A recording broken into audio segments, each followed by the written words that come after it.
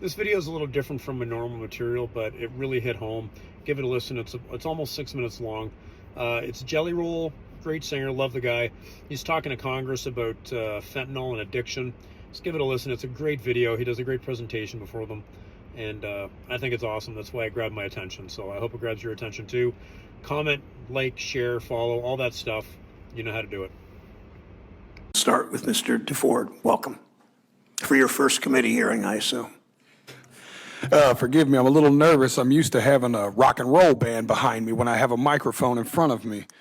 During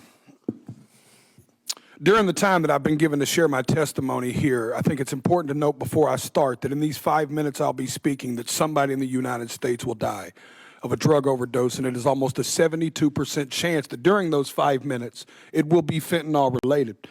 Having started that way, Chairman Brown, Ranking Member Scott, and esteemed committee members, thank you for having me. I know this is a bit of a curveball, but I like a little baseball myself.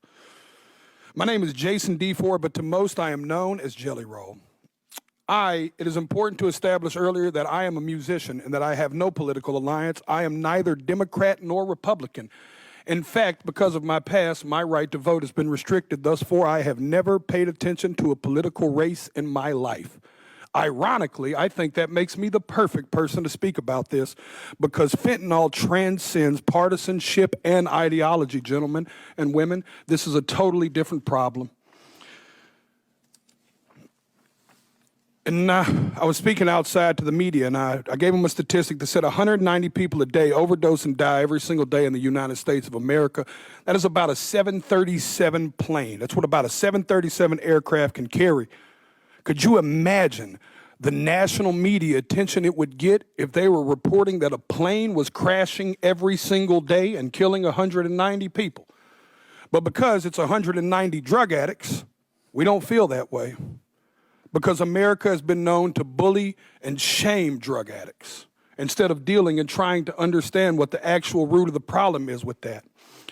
But the sad news is that narrative is changing too, because the statistics say that in all likelihood, almost every person in this room has lost a friend, family member, or colleague to the disease known as addiction. I've attended more funerals than I care to share with y'all. This committee, I could sit here and cry for days about the caskets I've carried of people I loved dearly, deeply, in my soul, good people. Not just drug addicts, uncles, friends, cousins, normal people.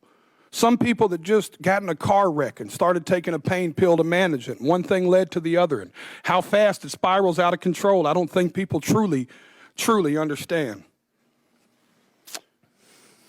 So many people. Equally, I think it's important for me to tell y'all that I'm not here to defend the use of illegal drugs. And I also understand the paradox of my history as a drug dealer standing in front of this committee. But equally, I think that's what makes me perfect to talk about this. I was a part of the problem. I am here now standing as a man that wants to be a part of the solution. I brought my community down. I hurt people. I was the uneducated man in the kitchen playing chemist with drugs I knew absolutely nothing about, just like these drug dealers are doing right now when they're mixing every drug on the market with fentanyl, and they're killing the people we love. I'll be honest with y'all, my desire is to only get older and only do better and be better. I believed when I sold drugs genuinely that selling drugs was a victimless crime. I truly believe that, y'all. My father always told me what doesn't get you in the wash will get you in the rinse. Now I have a 15-year-old daughter whose mother is a drug addict. Every day I get to look in the eyes of a victim in my household of the effects of drugs. Every single day. And every single day I have to wonder, if me and my wife, if today will be the day that I have to tell my daughter that her mother became a part of the national statistics. History repeats itself, gentlemen. Even in the 1990s, crack cocaine had long made its way into my middle lower class neighborhood. And at that moment, even as a teenager, you could have never convinced me in that moment that there would be a far bigger problem on the horizon in the form of a pharmaceutical drug.